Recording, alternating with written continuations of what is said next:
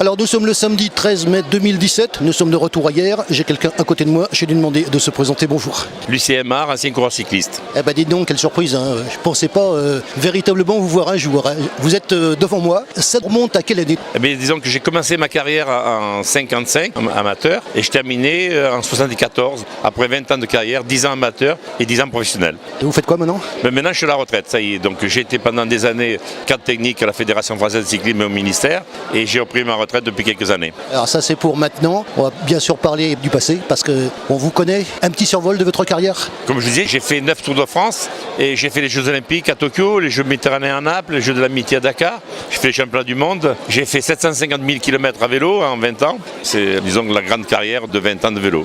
Justement, ce livre, parce qu'on est à la fête du livre de hier, édition 2017, il y a donc un livre devant moi, on va citer la personne qui est à côté de vous. À côté de moi, j'ai Jean-Paul Vespini qui a coopté le livre chez Demareuil. Quel besoin vous aviez de faire ce livre? J'arrive à un âge dans les 70 ans où peut-être qu'on veut laisser une trace pour ses petits-enfants et autres. De ce fait, j'ai aussi voulu parler du cyclisme des années 60 à 80 par rapport au cyclisme d'aujourd'hui et aussi de parler de ces grands coureurs qui étaient les Anquetil, qui étaient les Poulidor, qui étaient les Gimondi, Mers, Hinault et autres, que j'ai eu la chance de côtoyer à cette époque-là et de transmettre ce livre-là. Vous les avez connus? Comment ils étaient? Disons qu'un sportif est toujours bien, donc il a l'esprit ouvert, l'esprit de compétition, mais donc c'est tous des gens qui sont adorables. Même maintenant qu'ils ont raccroché le vélo, on a toujours de très bons rapports. Vous vous voyez entre vous de temps en temps? On se voit souvent, oui. Comme l'année passée en septembre et cette année je renouvelle, on fait une cyclosportive, ça la Lucien Aymar. Et l'année passée, il y avait Jimenez, il y avait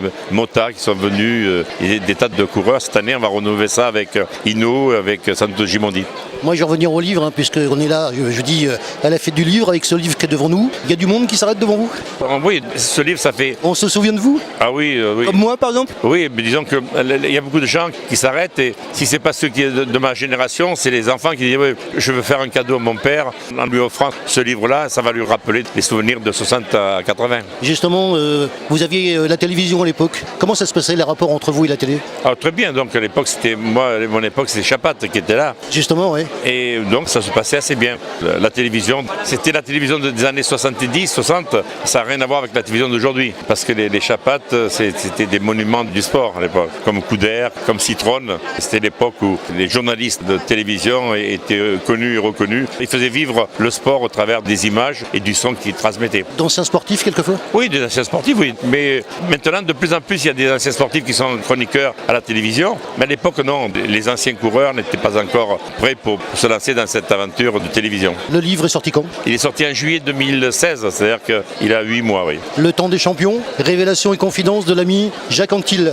On va quand même parler de lui parce que c'est quand même un monument aussi. Vous l'avez connu? C'est-à-dire que Anquetil, Poulidor, tout ça? Oui, j'ai connu très bien Anquetil. Bon, Poulidor aussi, bien sûr. On a fait les championnats du monde, on a fait le Tour de France. Mais Anquetil, on a couru ensemble dans la même équipe. Et à l'époque, je faisais chambre commune avec lui. Ce qui veut dire qu'on faisait à peu près 200 jours de course. Donc 200 jours par an, on était dans la même chambre pour participer aux courses. À tel point que sa femme, Janine, m'avait dit mon mari, tu le vois plus souvent que moi. C'est pour ça que donc Anquetil, je le connais en tant que vélo, en tant qu'ami, je le connais très bien. Mais dans ce livre, je vais surtout parler des anecdotes du cyclisme avec les pratiquants de l'époque, des grands noms du cyclisme. Alors nous sommes à la fête du livre de hier 2017. Vous avez été reçu ici hier. Qu'est-ce que vous pensez de la fête du livre et de l'accueil en général? J'ai eu la chance de faire quelques salons, celui de Toulon entre autres aussi, j'ai fait celui de Paris. Je trouve que celui de hier est magnifique, surtout par l'exposition. Cette grande salle, elle est très accueillante et en plus, qu'au travers de ce que les gens disent, il y a de très grands auditeurs, de grands journalistes qui écrivent. C'est un salon qui va prendre beaucoup d'essor au travers de ce qu'on dit. Pas moi qui le dis, mais dans ce que j'écoute. Donc c'est un bon tremplin pour la 3e année. J'espère que ça sera un bon cru et pour le salon et pour moi aussi.